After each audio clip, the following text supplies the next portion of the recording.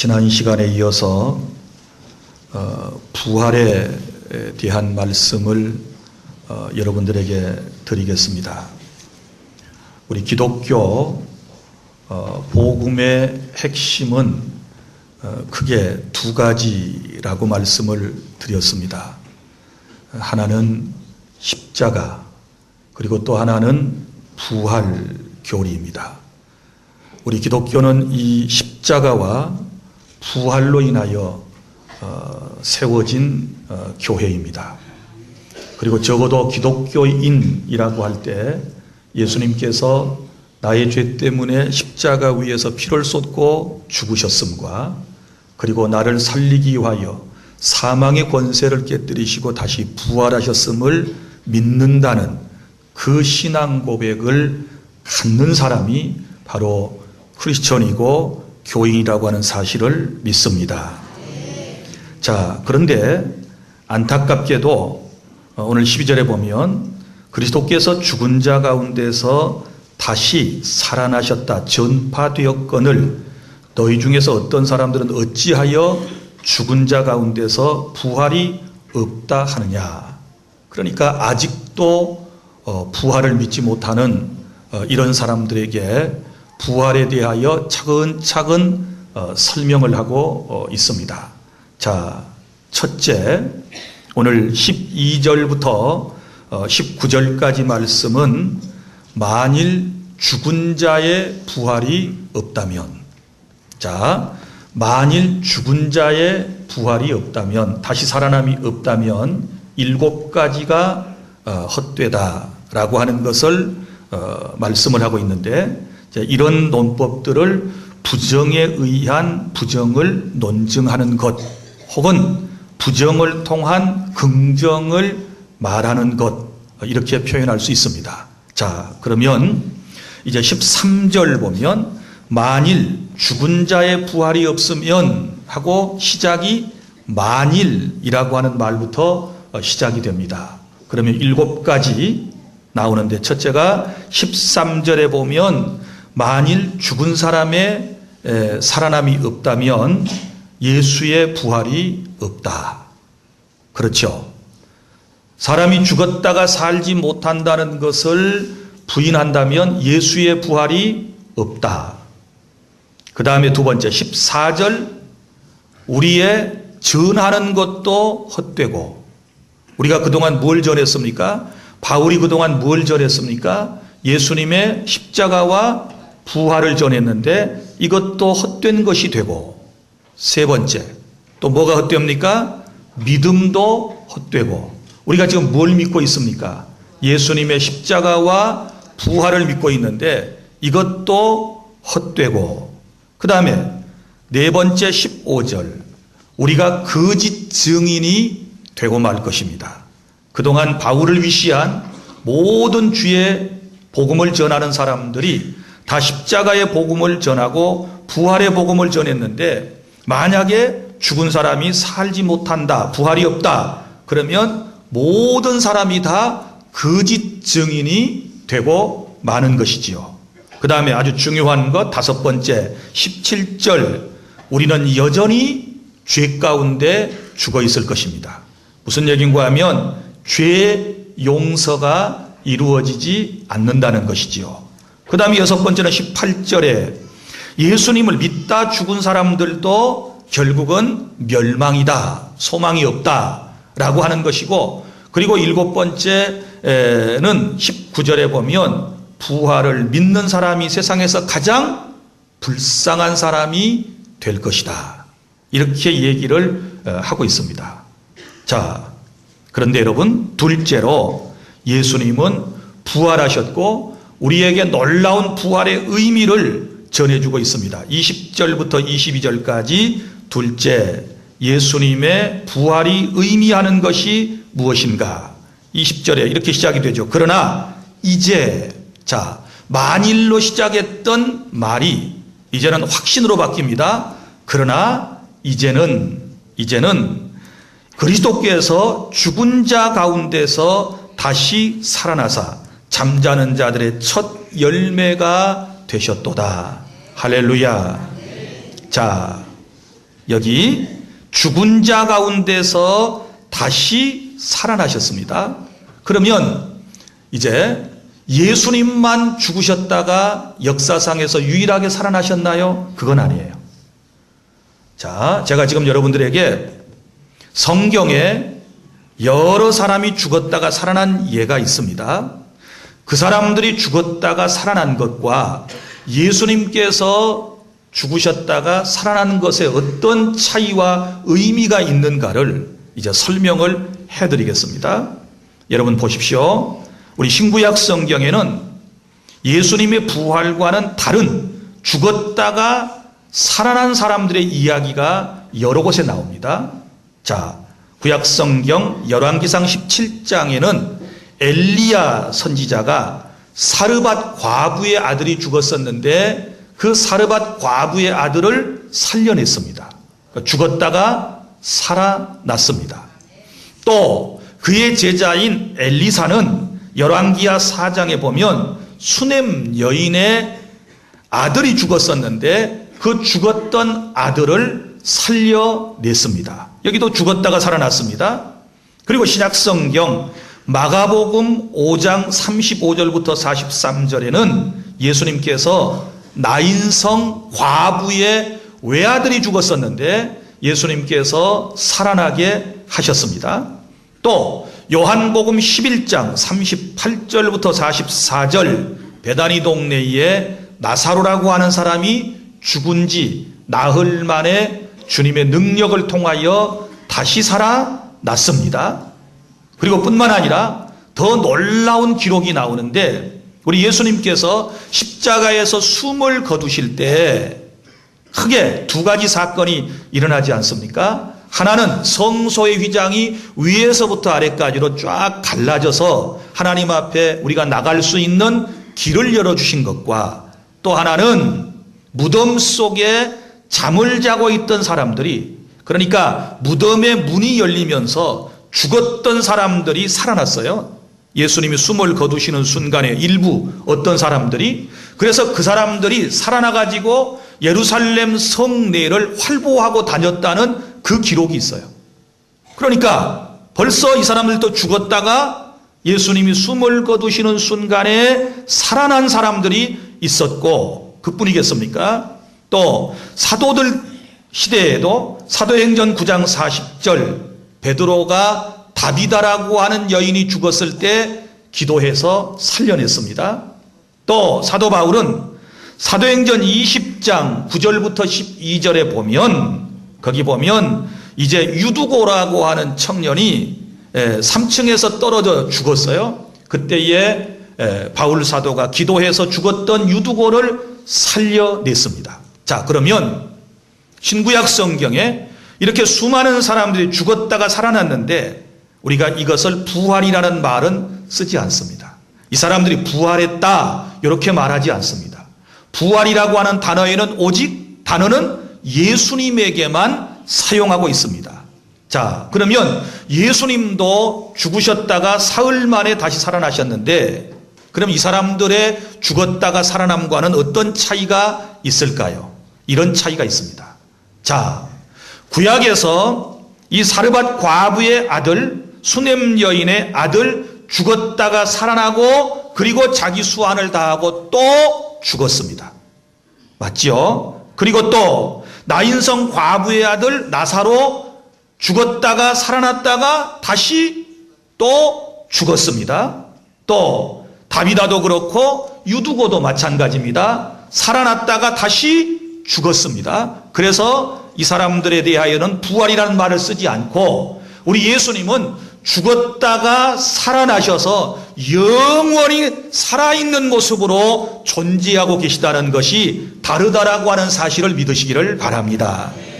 그래서 많은 사람이 죽고 살아났음에도 불구하고 성경은 잠자는 자들의 20절 첫 열매가 되셨도다. 잠자는 자들의 첫 열매, 곧 부활의 첫 열매가 되셨도다. 이렇게 말씀을 하는 거예요. 그러니까 역사상으로 부활하신 분은 누구뿐이에요? 예수님 한 분뿐이에요. 할렐루야. 그럼 첫 열매라고 하는 말이 여러분 들려질 때에 구약 성경이 떠올라야 합니다. 이스라엘 백성이 출애굽하고 약속의 땅 가나안에 들어가서 첫 농사를 하고 난 다음에 하나님의 명령에 따라서 첫 농산물을 드리지 않습니까? 그런데 하나님께서 농산물의 첫 것을 드릴 때에, 첫 열매를 드릴 때에 그 농산물 전체를 하나님께서 받으신 것으로 간주하셨습니다. 자, 우리가 11조를 드릴 때 모든 소득 가운데 10분의 1을 드리지만 10분의 1을 드릴 때에 하나님께서 나의 모든 삶을, 내가 가진 모든 물질을 다 전체를 받으시는 것으로 인정해 주신 것처럼 마찬가지입니다. 이건 대표성이에요. 첫 열매를 바쳤다, 모든 것을 바쳤다라고 하는 대표성이에요. 깨달아지십니까? 자, 거기에 대하여 설명을 이제 합니다. 그러니까 예수님은 첫 열매로, 부활의 첫 열매로 부활의 대표성을 가지고 다시 살아나셨는데, 이제 21절과 22절을 보면 이 말씀이 이해가 돼요. 자, 사망이 한 사람으로 말미암았으니, 자, 그러면 요 한 사람이 누군가는 22절에 이름이 나옵니다. 그 다음에 죽은 자의 부활도 한 사람으로 말미암았다. 그러면 여기 한 사람, 그분의 이름이 22절에 나옵니다. 22절 다 함께 읽어볼까요? 시작. 아담 안에서 모든 사람이 죽은 것 같이 그리스도 안에서 모든 사람이 삶을 얻으리라. 아멘. 이해가 되셨습니까? 자, 인간의 시조인 아담과 하와가 범죄했어요. 이것은 결국 인간의 대표자인 첫째 사람 아담이 하나님의 말씀을 불순종하고 선악을 알게 하는 나무의 실과를 따먹음으로써 인간들에게 뭘 안겨줬느냐? 소위 말하면 사망을 안겨준 거예요. 그래서 사망이 한 사람, 이 아담 한 사람으로 말미암아 모든 사람이 죽어요. 그래서 아담의 후예로 태어난 모든 사람, 저와 여러분은 죽어요. 죽지 않을 사람이 아무도 없습니다. 다 죽게 될 거예요. 자, 그 다음에 여기 보면 죽은 자의 부활도 한 사람으로 말미암는데 그 한 사람이 누구예요? 그리스도라고 22절에 설명을 했습니다. 그리스도 안에서 모든 사람이 삶을 얻으리라. 예수님 한 분을 통하여 그를 믿고 따르는 모든 사람에게 부활의 은총이 입혀지게 될 것이다. 이게 첫 열매의 개념이에요. 이해가 되셨습니까? 그래서 예수 그리스도는 둘째 아담, 이렇게 말해요. 둘째 아담으로 오셔서 대표성을 갖는 거예요. 에덴 동산에 살았던 최초의 인간인 아담도 인류의 대표자. 자, 이 사람 때문에 이 사람이 범죄해서 모두가 다 죽어요. 그 다음에 둘째 아담이신 예수 그리스도가 십자가에 죽으심으로 우리의 모든 죄가 용서받고 그분이 살아나심으로써 우리가 살게 돼요. 할렐루야. 누가? 그를 믿는 사람들이, 그에게 속해져 있는 사람이 다 부활의 은총을 입게 될 줄로 믿으시기를 바랍니다. 이것이 바로 예수 그리스도의 부활의 의미라고 여러분이 마음속에 믿으셔야 돼요. 믿습니까? 부활의 첫 열매가 되셨다.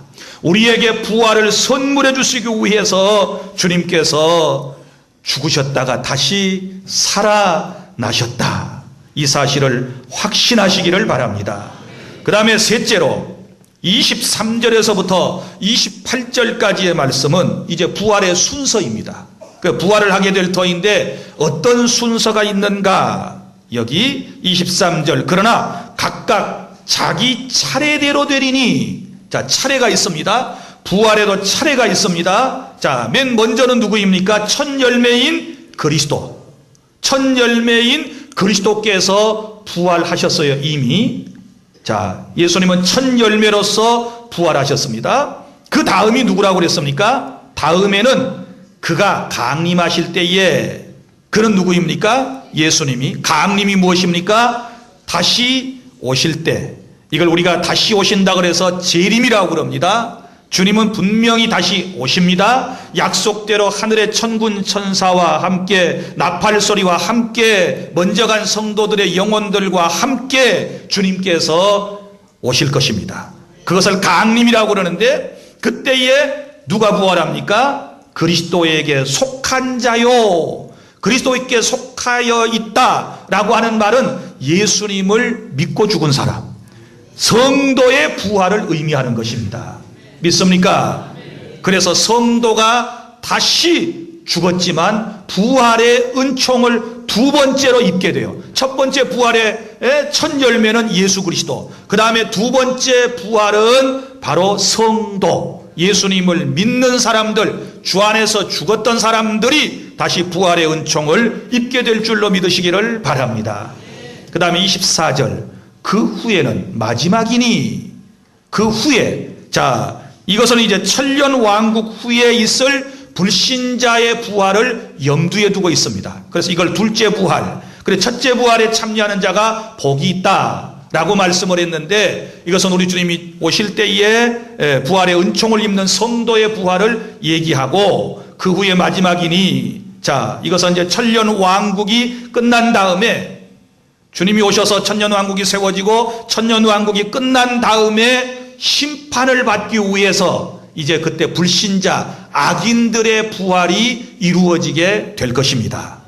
그리고 난 다음에 최후의 심판이 있고 영원한 천국과 영원한 지옥으로 성경은 나누어진다라고 말씀을 하고 있습니다. 자, 그런데 어떤 사람들은 천년 왕국을 문자적으로 믿지 아니하고 곧바로 이 왕국의 개념을 천국의 개념으로 인도하는 사람들은 인정을 하고, 그렇게 믿는 사람들은 이렇게 이해를 합니다. 예수님께서 재림하실 때에, 자, 순서상으로는 이제 성도가 먼저 부활하고, 그 다음에 곧바로 악인도 부활하고, 그래서 예수님이 오실 때 악인과 선인, 그러니까 신자와 불신자가 동시에 부활해서 곧바로 심판을 받고 그 다음에 영원한 천국과 영원한 지옥으로 나누어진다라고 하는 두 가지 학설이 있습니다. 어떤 것을 취하든 간에 왕국의 개념이 나와 있기 때문에 우리는 예수님이 오셔서 성도의 부활이 이루어지고 그 다음에 천년 왕국이 있고, 그리고 천년 왕국이 끝난 다음에 불신자의 부활이 있고 최후의 심판 다음에 지옥과 천국, 천국과 지옥으로 나누어지게 될 것이다. 이게 이제 부활의 순서예요. 그러니까 어떤 걸 취하든 간에 중요한 것은 뭐냐 그러면 예수님께서 다시 오실 때에 부활이 일어난다. 할렐루야. 이게 부활의 순서예요. 첫째는 예수님이 첫째 부활의 첫 열매가 되셨고, 그 다음에 우리 성도가 그 다음으로 부활의 영광을 입게 될 줄로 믿으시기를 바랍니다. 그리고 난 다음에 이제 24절부터 28절까지는 주님의 나라, 영원한 주의 나라에 대한 설명이 여기 기록되어 있습니다. 주님이 다스리시는 만유의 주님으로서 하나님께서 통치하시는 그 나라가 이루어지게 될 것에 대하여 우리에게 말씀을 하고 있습니다. 자, 그러면 이제 네 번째 단락에 29절부터 34절까지, 그러면 이제 우리 어떻게 살아야 할 것인가? 예수님의 부활을 이렇게 믿는 사람들이라면, 그리스도의 부활을 확신하고 살아가는 사람들이라면 우리가 어떻게 살아야 할 것인가? 이게 중요한 우리에게 과제입니다. 자, 그런데 여기 29절에 이런 얘기가 나옵니다. 만일 죽은 자들이 도무지 다시 살아나지 못하면 죽은 자들을 위하여 세례를 받는 자들이 무엇을 하겠느냐? 어찌하여 그들을 위하여 세례를 받느냐라고 하는 말씀이 나오는데, 이게 아주 난해한 성경 구절이어서 이것 때문에 많은 문제가 발생하기도 합니다. 자, 제가 가장 쉽게 설명을 하면 여기 죽은 자를 위하여 받는 세례가 나와요. 그러면 당시에 그런 세례를 주는 이단들이 있었다 그 말이에요. 자, 죽은 사람을 위해서 살아있는 친구나 살아있는 사람이 그가 구원받게 할 목적으로 대신 죽은 자를 위해서 세례를 받는 경우가 있었다 그 말이에요. 이것은 불법이고 이것은 이단입니다. 이런 이단들이 어디에 들어왔어요? 고린도 교회에 들어왔어요. 그러면 이 사람들은 그 생각 속에 뭐가 있는 거예요? 부활을 믿는 거죠. 그죠?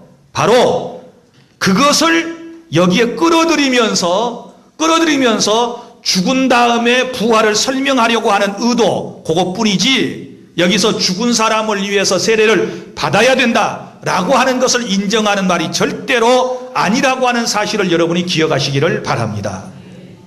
세례는 자기 일생에 한 번만 받는 거예요.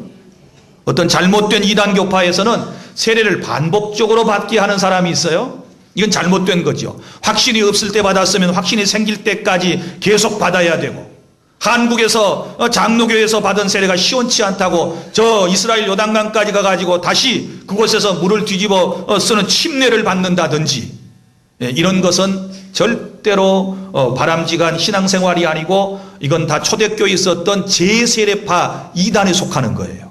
자, 세례는 어떤 양식, 물속에 들어가느냐 뿌리느냐 적시느냐 이거보다 더 중요한 것이 있는데 그게 내용이에요. 내용.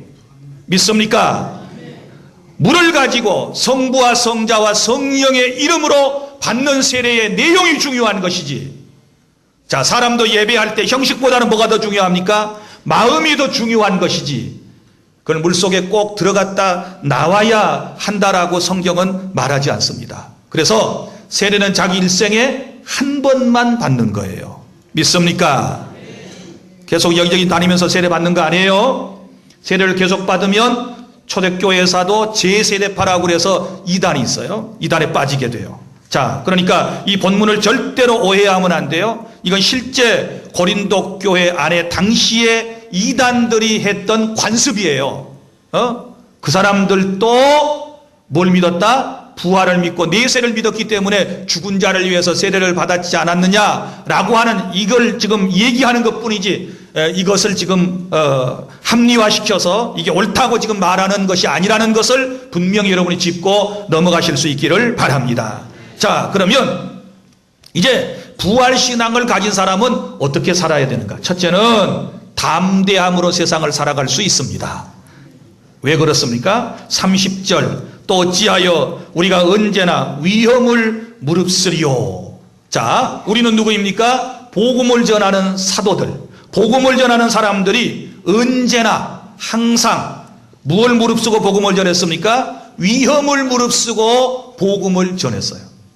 그러면 뭔가 믿는 구석이 있죠. 두들겨 패는데도 저 예수 믿는다고, 예수를 전한다고 팔팔 끓는 그 기름 속에다가 집어 넣어버려도, 그리고 저 굶주린 사자굴 속에 집어 넣었는데도, 저 장작더미 위에다가 불러 태워 죽이는데도, 그럼에도 불구하고 그런 위협을 무릅쓰고도 복음을 전할 수 있었던 담대함은 어디서 나왔을까요? 부활에서 나온 거예요. 부활신앙에서 나온 겁니다. 죽지만 다시 살아난다라고 하는 믿음이 마음속에 있었기 때문에 가능하다는 사실을 믿으시기를 바랍니다. 우리가 어떻게 세상을 담대하게 살아갈 수 있을까요?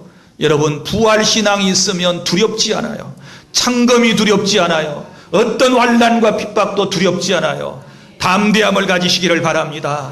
담대함을 가지시기를 바랍니다.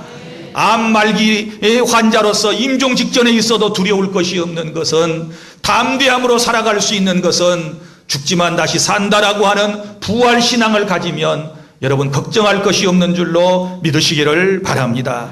죽음 뒤에 있는 영원한 생명을 확신하고 힘들고 어려운 삶 뒤에 부활의 영광이 있다라고 하는 것을 믿기 때문에 담대함으로 세상을 승리하며 살아갈 수 있는 줄로 믿으시기를 바랍니다. 그리고 두 번째 어떻게 살아야 할까요? 31절 다 함께 시작. 형제들아, 내가 그리스도 예수 우리 주 안에서 가진 바 너희에 대한 나의 자랑을 두고 단언하노니 나는 날마다 죽노라. 날마다 죽노라. 자, 부활신앙을 가진 사람은 날마다 자기 자신을 죽이고 사는 것입니다. 여러분, 죽어야 삽니다. 예수님이 죽으셨기 때문에 부활의 영광을 얻으셨습니다.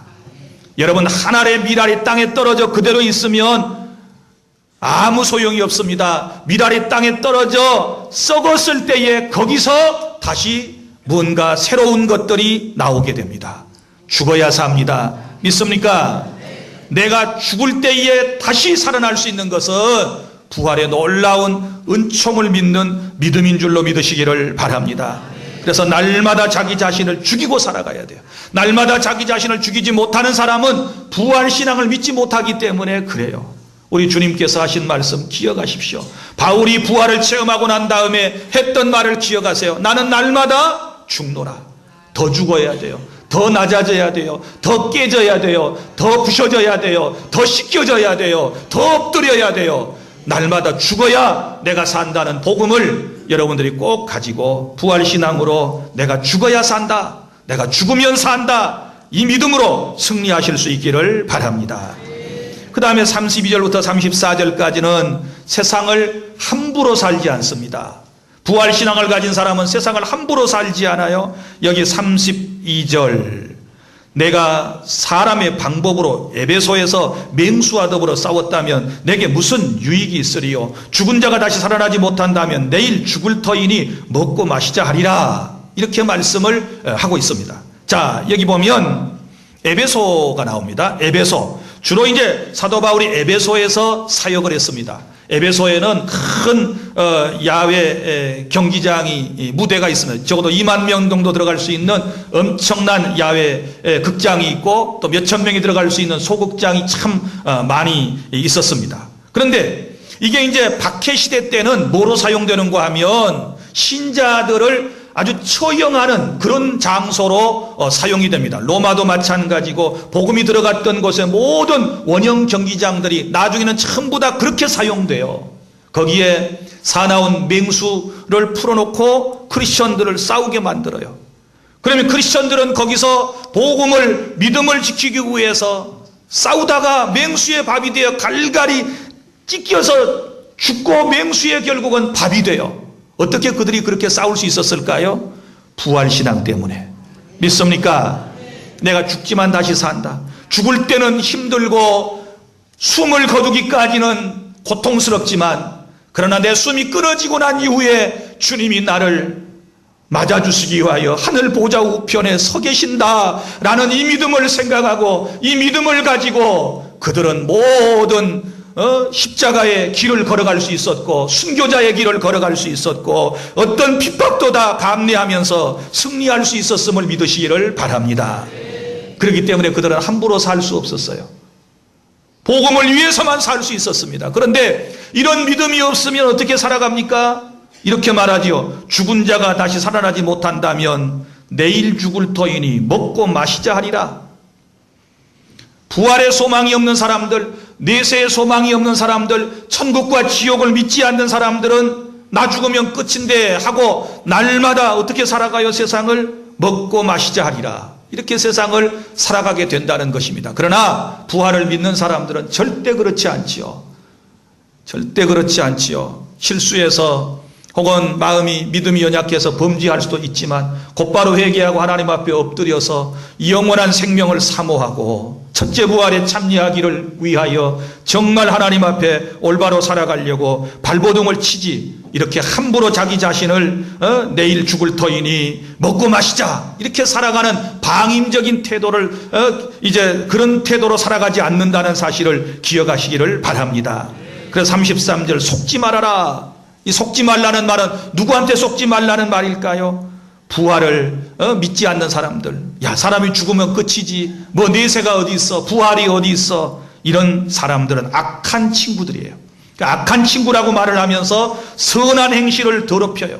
이런 부활을 믿지 못하게 하는 사람들, 내세에 대한 확신을 갖지 못하게 하는 사람들 때문에 결국은 선한 행실이 더럽혀져요. 그래서 34절 다 함께 시작. 깨어 의를 행하고 죄를 짓지 말라. 하나님을 알지 못하는 자가 있기로 내가 너희를 부끄럽게 하기를 위하여 말하노라. 아멘. 이제 우리 어떻게 살아야 될까요? 깨어서 의를 행하고 죄를 짓지 말아라. 이렇게 말씀을 합니다. 우리 모두가 다 부족합니다. 나약합니다. 그래서 깨어서 의를 행하고 죄를 짓지 않기 위해서 하나님의 은혜를 간구해야 되고 주님의 도우심을 간구해야 되고 말씀 붙잡고 기도하며 우리가 더욱더욱 부활이 있음을 믿고 조심스럽게 하루하루 하나님의 영광을 위해서 담대함으로 살아가야 될 줄 믿습니다. 기도하겠습니다.